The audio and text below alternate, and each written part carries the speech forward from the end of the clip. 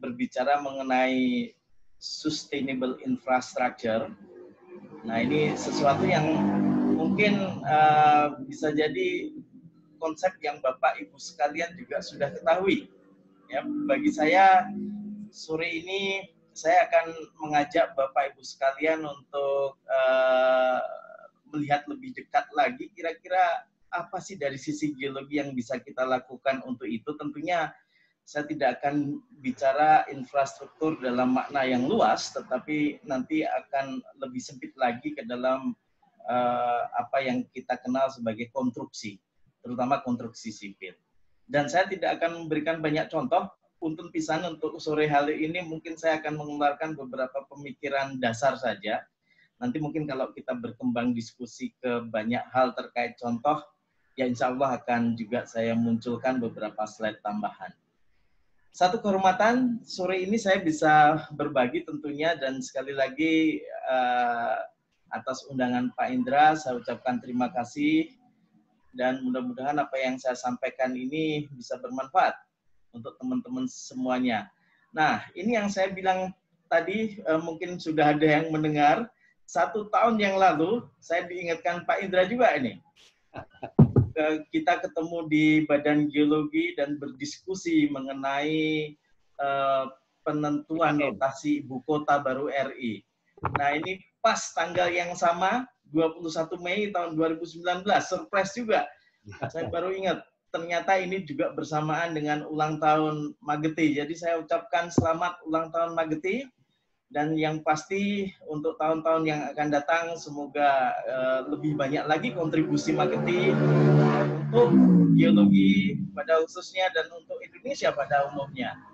Dan tantangan untuk Mageti saya pikir juga sangat luas sekali, apalagi menjelang dengan berbagai isu tentang pengembangan kota maupun wilayah-wilayah lain yang terus berkembang.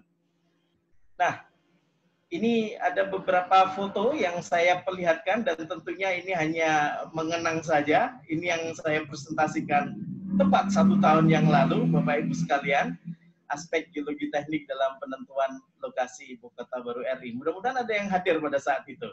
Ya, nah ada beberapa slide yang sama sebenarnya terkait dengan apa yang saya presentasikan hari ini dengan slide yang biasa saya munculkan, karena memang topik tentang infrastruktur berkelanjutan atau sustainable infrastructure ini didasari pada sesuatu yang khas dalam geologi teknik gitu ya.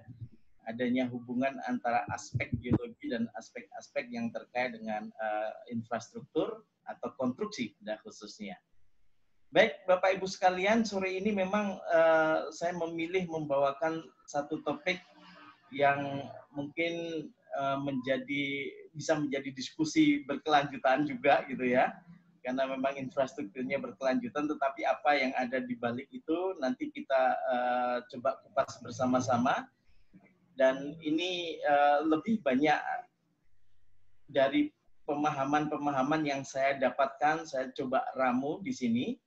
Dan perlu dipahami, saya sekali lagi tidak akan bicara mengenai infrastruktur dalam makna yang luas, karena kalau kita bicara infrastruktur misalnya, ada infrastruktur terkait dengan khusus transportasi, terkait dengan infrastruktur energi, dan segala macam. Nah, saya akan khusus bicara mengenai infrastruktur terkait dengan konstruksi bangunan sipil, di mana aspek geologi ini juga cukup kental di dalamnya.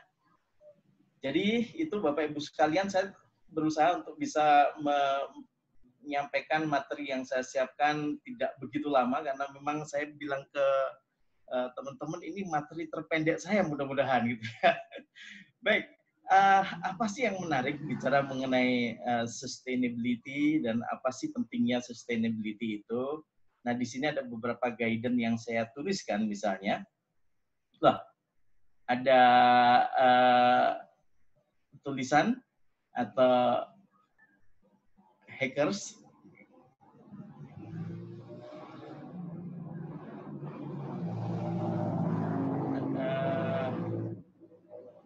Kang Banpar, ada yang joret-joret, ada yang bisa mengendalikan mouse dari luar. Nah, mudah-mudahan sudah enggak ya. Baik, saya lanjutkan. Jadi ada poin pertama di sini yang penting adalah misalnya berbagai peristiwa telah memperlihatkan bahwa sistem infrastruktur yang kita miliki itu rentan terhadap peristiwa alam. Yang banyak menjadi contoh di sini sebenarnya bagaimana infrastruktur yang kita buat itu mampu atau tahan menghadapi potensi-potensi bahaya geologi. Banyak disebutkan di dalam berbagai textbook bagaimana kerentanan infrastruktur terhadap bencana tsunami misalnya yang ada di Fukushima pada tahun 2011. Salah satunya yaitu adanya nuclear power plant di sana yang juga hancur karena tsunami yang cukup besar. Kemudian kita mengenal juga adanya letusan gunung api yang mengganggu jalannya transportasi. Tentunya ini terkait dengan infrastruktur transportasi udara misalnya. Ya, letusan gunung api di Iceland sana yang cukup mengemuka juga. Berbagai gempa bumi cukup banyak kita hadapi, ya, termasuk juga bencana-bencana yang non geologi terkait dengan typhoon dan sebagainya. Nah, ini semua sebenarnya salah satu pemikiran bagaimana kita menciptakan infrastruktur yang relatif cukup kuat menghadapi peristiwa-peristiwa alam yang kadang-kadang membuat porak-poranda, membuat kerusakan di sana-sini. Nah, satu sisi yang juga harus kita perhatikan bahwa kita juga membuat infrastruktur kadang-kadang memberikan masalah terhadap alam. Ini yang dalam konteks bencana seringkali disebut sebagai man-made disaster. Berawal dari infrastruktur yang kita buat atau kegiatan-kegiatan yang manusia lakukan di sini. Satu contoh yang klasik sekali misalnya adanya oil spill yang terjadi di Teluk Meksiko. Adanya deep water drilling di sana. Ya, ini infrastruktur energi misalnya. Kita bicara dalam konteks itu. Atau hal yang lebih luas yang banyak dikenal, bagaimana greenhouse effect ya yang mempengaruhi global warming. Konon ini juga ditengarai akibat sebagai kontribusi manusia yang cukup besar juga. Nah, itu semua sebenarnya menjadi beberapa landasan pentingnya kita bicara mengenai sustainability. Nah, pada prinsipnya tujuan utama dari infrastruktur yang berkelanjutan adalah untuk mengurangi bagaimana dampak industri infrastruktur ini terhadap lingkungan. Nah, ini yang cukup menarik Bapak Ibu sekalian, saya melihat atau mengintip lebih persisnya karena tidak membaca reportnya secara detail gitu ya, yang disampaikan oleh PricewaterhouseCoopers mengenai bagaimana perkembangan infrastruktur dan proyeksinya di Indonesia. Tentunya Bapak Ibu sekalian tidak juga mengingkari data ini. Dari beberapa tahun terakhir yang ada, kita bisa melihat bagaimana perkembangan infrastruktur di Indonesia yang cukup pesat. Untuk saat ini memang terkendala sejenak karena ada COVID-19. Cuma saya juga mengamati di sana-sini beberapa infrastruktur tetap jalan. Termasuk yang mungkin Bapak Ibu sekalian yang dekat dengan posisi Bandung-Jakarta, bahwa kereta cepat Bandung-Jakarta di sana-sini tetap saja ya proses pembangunannya masih berlangsung.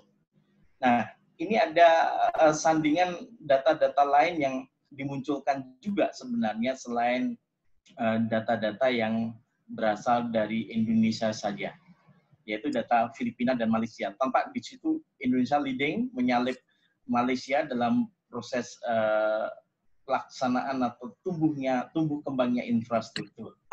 Dan di sisi lain juga kalau kita melihat bagaimana pengeluaran atau pembelanjaan infrastruktur yang dilakukan di Indonesia juga relatif tinggi, Bapak Ibu sekalian. Nah, ini yang bisa dibaca secara lebih seksama nanti di report yang sifatnya terbuka. Bapak Ibu sekalian bisa download dari berbagai report yang ada yang dikeluarkan oleh PricewaterhouseCoopers. Nah, ini cukup menarik kalau kita cermati dan seperti apa sih sebenarnya representasi infrastruktur yang sustainable itu. Nah, ini klasik sekali sebenarnya Bapak Ibu sekalian, kalau kita melihat diagram ini, kita bisa melihat adanya diagram Venn yang memperlihatkan atau menyiratkan seakan-akan kesetimbangan antara berbagai faktor yang ada di dalamnya. Yang utama yaitu bagaimana faktor ekonomi, society, masyarakat, saya terjemahkan di sini, dan lingkungan yang memiliki prioritas yang sama, yang seakan-akan melingkupi infrastruktur yang akan kita hasilkan. Nah, dalam pandangan lainnya, Parkins ya tahun 2003 yang di sini saya acu juga, menggambarkan dalam bentuk yang berbeda. Ya, hubungan ketiganya itu digambarkan seakan-akan sebagai 3 komponen yang saling bersarang, atau di situ disebutkan three nested component gitu ya. Nah, ini yang menarik Bapak Ibu sekalian, kita bisa melihat bagaimana positioning infrastruktur itu diletakkan di antara society dan environment di sana. Nah, seperti kita ketahui bahwa selama kita berada di bumi dan memang infrastruktur itu dilakukan di bumi, ya, tidak hanya di permukaan, sebenarnya sudah saat ini kita banyak melihat infrastruktur yang ditaruh bahkan di bawah permukaan gitu ya, berarti memang sudah masuk ke dalam bumi itu sendiri gitu ya. Nah, tentunya sebagai satu planet yang khas gitu ya di antara tata surya lainnya, kita sadari bahwa bumi itu juga memiliki suatu space yang terbatas. Nah, disitulah yang sebenarnya bagaimana sustainability juga digunakan untuk melihat lebih seksama lagi dalam konteks lingkungan yang terbatas, yang memang di sini sebagai subjek utamanya manusia yang juga melakukan aktivitasnya, bagaimana dia menyediakan kebutuhan bagi dirinya sendiri, menjalankan kegiatan terkait dengan perekonomian, dan juga untuk pencapaian kebutuhan secara lebih luas lagi. Nah, disitulah sebenarnya bumi ini akan mereka kelola untuk itu. Nah, bagaimana infrastruktur itu digunakan sebagai tools seakan-akan. Nah, kita melihat dalam diagram itu, posisi infrastruktur di sini seakan-akan sebagai critical interface, atau antarmuka kritis antara dua aspek yang ada di gambar itu, yaitu masyarakat dan lingkungan. Nah, ini yang menarik Bapak Ibu sekalian, karena kalau kita bicara infrastruktur, dengan keberadaan infrastruktur ini, inilah yang memungkinkan manusia itu bisa tinggal di suatu tempat, ya, dengan jumlah yang besar, yang kita sebut sebagai lingkungan urban saat ini, ya. Apalagi nanti kalau kita mengenal infrastruktur yang tumbuh secara vertikal, ya, bisa dibayangkan dalam satu petak yang kecil itu jauh jumlahnya lebih besar lagi dari jumlah yang sekarang, ya, sistem urban yang ada di kota-kota metropolitan. Manusia yang ada di sana sudah terbiasa tinggal di apartemen, tinggal di mansion, ya, tinggal di rusun dan sebagainya, di mana satu petak itu bisa kita bayangkan berapa jumlah manusia yang tinggal di sana, dan itu semua tentunya melalui apa yang kita kenal saat ini sebagai infrastruktur. Terkonsentrasi pada satu titik, bisa dibayangkan, cukup menarik ini ya. Dan Bapak Ibu sekalian, kita menggunakan infrastruktur ini juga sebenarnya memiliki tujuan untuk melindungi manusia berkegiatan di dalamnya. Nah, ini yang menarik. Jadi bagaimana kita memanfaatkan infrastruktur untuk tadi bertahan dari kondisi-kondisi alam yang memang kadang-kadang membuat manusia di sisi yang terancam. Nah, kita gunakan infrastruktur sebenarnya. Nah, ini menjadi menarik karena ternyata infrastruktur itu menjadi sesuatu yang bisa melindungi masyarakat secara umum atau manusia dalam subjek infrastruktur itu sendiri, tetapi Nah, di sisi lain keberadaan infrastruktur ini kalau kita nggak hati-hati, karena industri infrastruktur ini akan mengambil banyak resources yang ada di bumi ini, jadi pemanfaatan sumber daya itu sendiri akan juga mengakibatkan masalah lingkungan bagi manusia itu sendiri, gitu ya. Jadi timbal balik antara kegunaan infrastruktur yang sangat besar di sisi lain dengan kita membangun infrastruktur, tetapi kita juga sebenarnya sudah secara tidak langsung mengurangi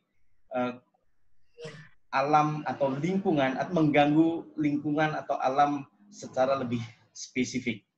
Nah, itulah yang sebenarnya menjadi dasar bagaimana kita berpikiran secara sustainable atau sustainability yang ingin saya diskusikan pada sore ini.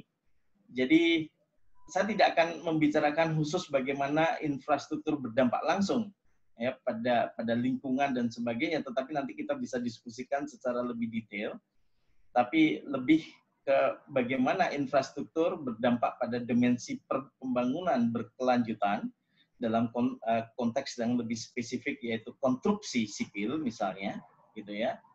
Kemudian bagaimana kita menggunakan infrastruktur itu untuk tujuan pembangunan itu sendiri. Baik, itu yang melandasi arti pentingnya kita bicara mengenai sustainability, saya kira. Dan sebenarnya berbagai teori lain muncul kenapa kita harus memperhatikan sustainability dalam konteks infrastruktur secara umum, secara lebih luas lagi, gitu ya. Nah, bicara mengenai geologi, saya tidak bosan-bosannya menggunakan slide yang sering saya munculkan dengan satu gambar seorang geologis di situ, terutama saya sebut sebagai seorang engineering geologist, karena nanti akan berhadapan pada infrastruktur produk gitu ya, yang ada di dalamnya. Dan Bapak Ibu sekalian bisa melihat dua kuadran yang berbeda, yang tentunya bisa dengan mudah dipahami. Pada kuadran kiri Bapak Ibu sekalian, kita melihat berbagai fenomena geologi dengan berbagai proses yang ada, termasuk materi-materi yang ada di bumi, dan berbagai struktur yang ada di sana. Kemudian di kuadran kanan kita bisa melihat berbagai infrastruktur yang sebenarnya ini sebagian sudah selesai dalam proses pengerjaannya, sebagian lagi sedang dalam proses konstruksi, tetapi juga sebagian lagi sebenarnya masih dalam penyiapan. Yang dalam penyiapan bisa saya tampilkan di sini, sebenarnya ini adalah bagian dari akses road untuk PLTA yang mungkin nanti bisa mengalahkan PLTA terbesar saat ini, Cirata. Ya, dengan kapasitas 1008 MW di Cirata akan kalah dengan PLTA Upper Cisokan yang kalau jadi nanti menjadi 1040 MW. Ya, yang akan dibuat keseluruhannya secara underground atau di bawah permukaan. Nah, ini yang menarik Bapak Ibu sekalian.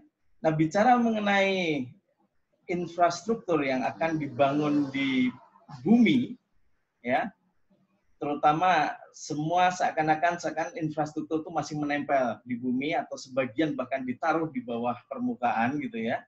Tentunya geologi menjadi penting. Apalagi menggunakan batu dan tanah yang juga para ahli geologi mempelajari secara cukup mendalam.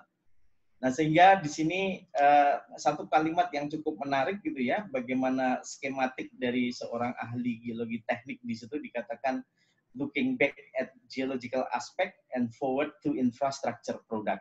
Nah, dalam konteks ini saya juga ingin menggarisbawahi dalam kacamata yang lain yang tadi sudah saya sebut, yaitu terkait dengan safety limit of the earth. Ya, ini sebenarnya saya berkaca pada lingkungan di bumi itu sendiri. Ya, dalam para ahli lingkungan atau environmentalis kadang-kadang menyebutkan bahwa ya bumi ini sebenarnya sudah tercabik-cabik oleh aktivitas manusia gitu kan. Bahkan dalam suatu hasil riset yang diketuai oleh siapa namanya itu Rockstrom kalau nggak salah ya, satu dekade yang lalu, yang menyebutkan bahwa beberapa komponen limitasi dari keamanan di bumi ini sudah terlampaui. Jadi ada 9 kalau nggak salah safety limits of the earth gitu ya. 4 diantaranya konon sudah terlampaui. Nah ini, jadi kita berada di bumi yang sebenarnya memiliki limitasi di situ, memiliki keterbatasan. Tetapi di satu sisi tentunya kita sebagai manusia juga diberi satu kelebihan untuk berinovasi, menciptakan bagaimana infrastruktur itu bisa sustainable, bisa bersahabat baik dengan lingkungan dan limitasi-limitasi yang ada di bumi tentunya. Baik, saya juga selalu menggunakan definisi yang dikeluarkan oleh International Association for Engineering, Geology, and the Environment. Nah ini yang menarik, mereka juga menggunakan the environment sebagai kepanjangan dari Asosiasi Ahli Geologi Teknik Dunia. Ya, nah disitulah engineering geology ini didefinisikan menjadi sesuatu yang sebenarnya kalau saya perhatikan secara detail mengandung aspek sustainability. Ya, karena di situ didasari pada suatu investigasi, ya, suatu kegiatan di mana yang biasanya dilakukan sebelum suatu kegiatan konstruksi itu dimulai, satu proses yang sangat penting, dan juga ada kalimat yang saya beri warna merah yaitu solusi di sana. Nah, solusi itu juga tentunya menempatkan ahli geologi sebagai bagian dari pembuat solusi, bukan membuat masalah gitu ya. Nah, ini yang seringkali saya singgung, wah ahli geologi jangan suka nakut-nakuti, tetapi ahli geologi harusnya memberikan solusi yang baik terhadap permasalahan-permasalahan geologi yang ada. Nah, di situ disebutkan juga ya bahwa ahli geologi teknik harus bisa memberikan masalah terkait dengan engineering maupun masalah lingkungan, ya, di mana manusia berinteraksi dengan geologi dan aktivitas-aktivitas kesehariannya.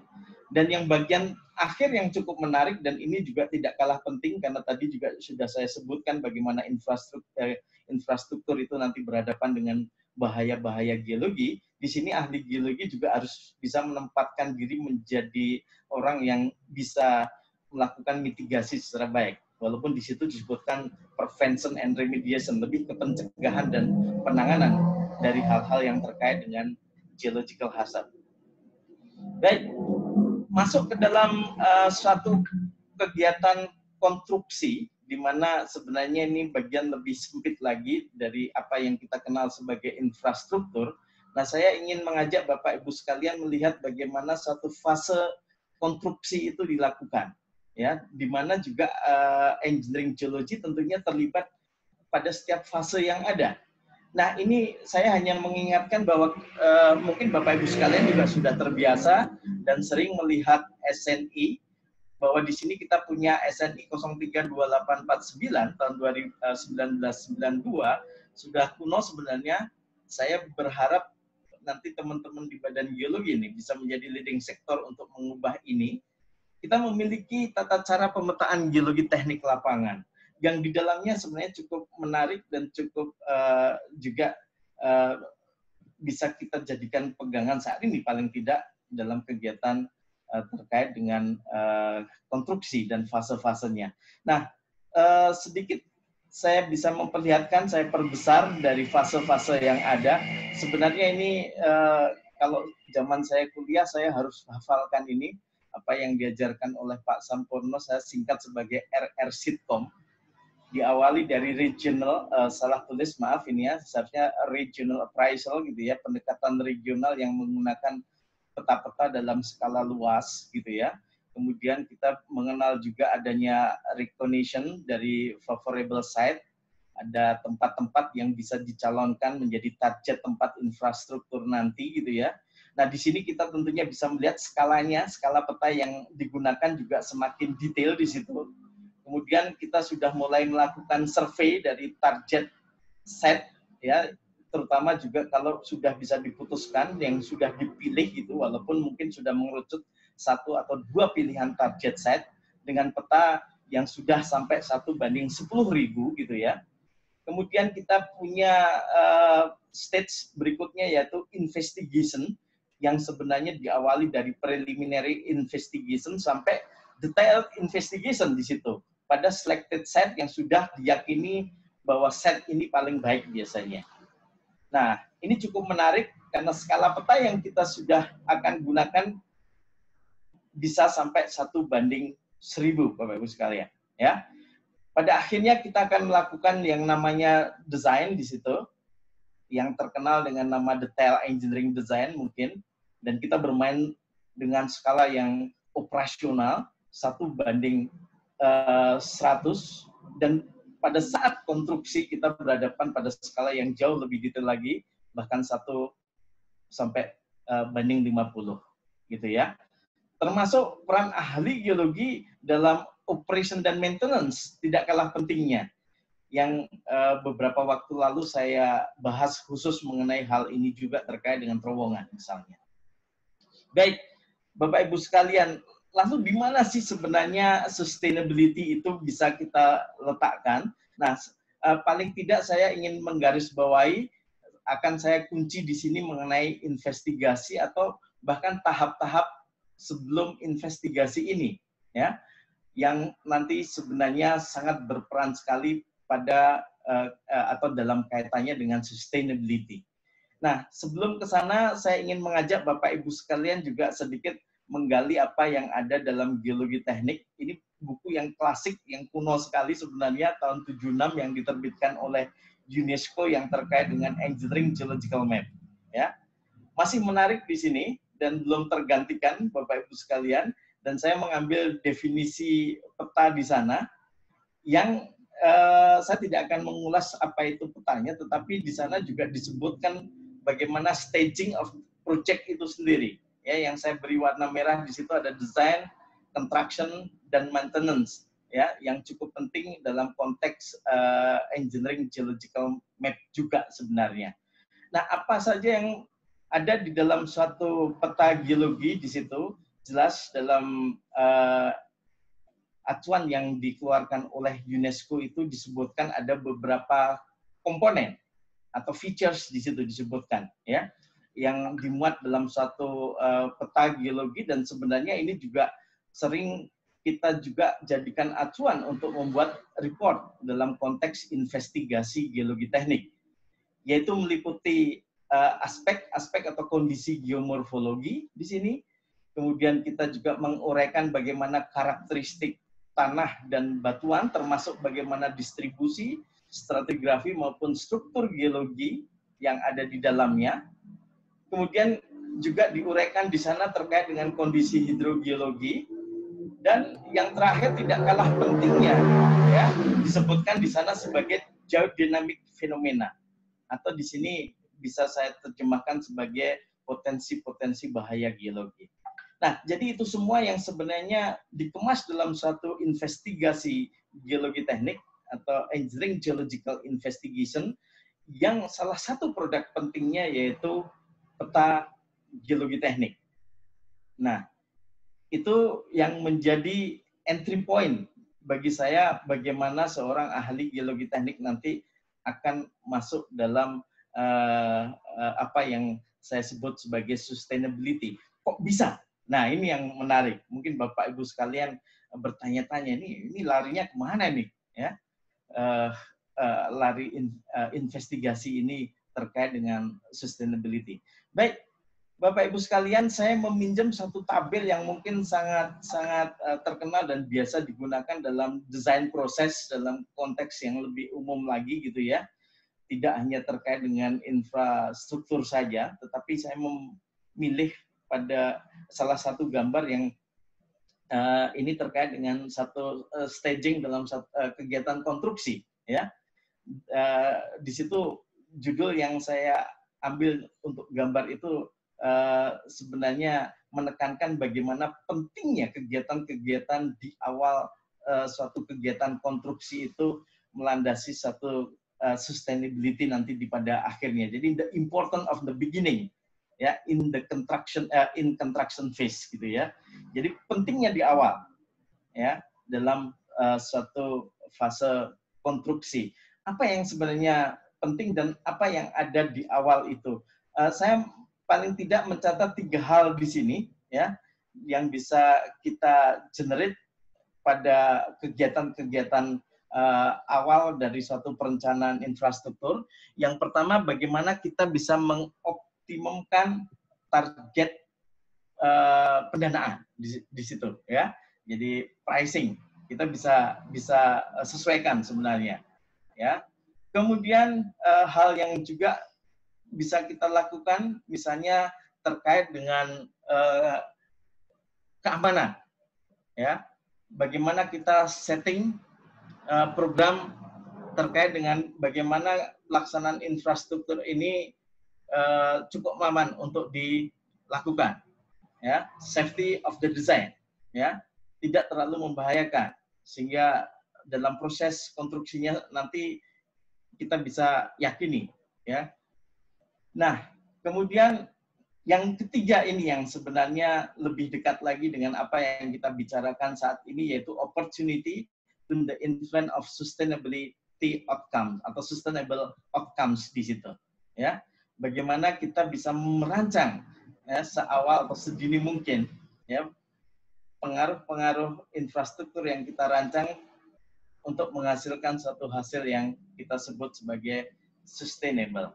Nah, itu semua sebenarnya terletak pada tahapan yang digaris tegas di situ, terletak di pre-construction, lebih awal lagi terletak di konsep dan di skematik yang saya beri garis nanti sebagai satu kegiatan yang bisa dikategorikan menjadi investigation. Tetapi sebelum ke sana, Bapak Ibu sekalian, kita melihat bagian ujungnya bahwa secara umum pada posisi-posisi tertentu kita memang ada satu proyeksi aktual project expenditure di situ, ya.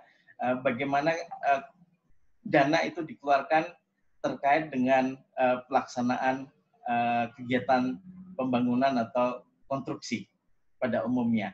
Nah, di sini memang yang penting sebenarnya bagaimana kita bisa menghasilkan suatu desain yang baik. Atau why good design is so important di sini. Yang saya beri satu tanda tanya, karena memang desain yang baik ini banyak sekali Bapak Ibu gunanya, ya. Ada beberapa poin yang saya ambil di sini, ya. Sebenarnya desain yang baik nanti didasari pada fondasinya yang sebelumnya yang akan saya angkat lebih luas lagi. Baik, bagaimana desain yang baik itu dan mengapa penting? Nah, yang pertama di sini desain yang baik itu dapat mereduksi kegagalan pada saat kegiatan konstruksi dilaksanakan. Kemudian desain yang baik juga akan mengurangi failure. Yang tadi failure ya, kegagalan. Kalau yang kedua ini kerusakan dari properti maupun lingkungannya, serta biaya-biaya yang ditimbulkan akibat kerusakan tersebut, gitu ya. Kemudian desain yang baik ini juga bisa meningkatkan keamanan dan produktivitas pekerjanya karena yakin tadi ya terkait dengan safety of the design yang saya sebutkan di awal. Kemudian juga sebenarnya desain yang baik itu desain yang seakan-akan kita sudah memasukkan aspek risiko, analisis risiko yang dilakukan sehingga kita bisa mengelolanya secara lebih baik lagi, cukup efektif, dan seringkali untuk hal-hal yang terjadi itu kita bisa handle secara lebih baik dan cepat dan lebih murah tentunya terkait dengan risiko-risiko dari suatu kegiatan konstruksi. Nah, itulah Bapak Ibu sekalian di mana kita meletakkan kegiatan di awal kegiatan satu proses atau fase konstruksi ini yang saya sebut sebagai site investigation, atau sebenarnya bisa saya terjemahkan sebagai investigasi lapangan di mana tempat kita berkegiatan atau tempat kita mendirikan infrastruktur yang nanti akan kita detailkan bagaimana kondisi geologi, bagaimana problem atau masalah-masalah yang mungkin timbul akibat kondisi geologi, atau bahkan ada potensi-potensi baik dari kondisi geologi yang ada. Baik, Bapak Ibu sekalian, nah saya selalu juga menggunakan slide ini untuk memperlihatkan pentingnya investigasi yang salah satunya juga terkait dengan investigasi geologi teknik. Nah, Hawks and Palmeri selalu saya gunakan juga ini di sini untuk mendefinisikan suatu kondisi geologi yang sebenarnya tidak kelihatan. Bapak Ibu sekalian yang ahli geologi tentunya sudah sangat paham. Kita berhadapan pada sesuatu yang mengandung uncertainty karena kita merekonstruksi dari berbagai kaidah-kaidah yang kita yakini sebagai geologis. Ya. Nah, disitulah yang menjadi tantangan karena masalah seringkali muncul dan kalau kita tidak hati-hati, kondisi ini sebenarnya sangat terkait dengan yang di situ dua hal yang disebutkan yaitu cost dan schedule. Ya, nah ini yang menjadi pada akhirnya juga schedule ini bisa menjadi cost lagi. Nah, apa yang diusulkan oleh Hawks dan Palmeri yaitu bagaimana kita bisa mendefinisikan kondisi geologi ini secara akurat dan secepat mungkin, early as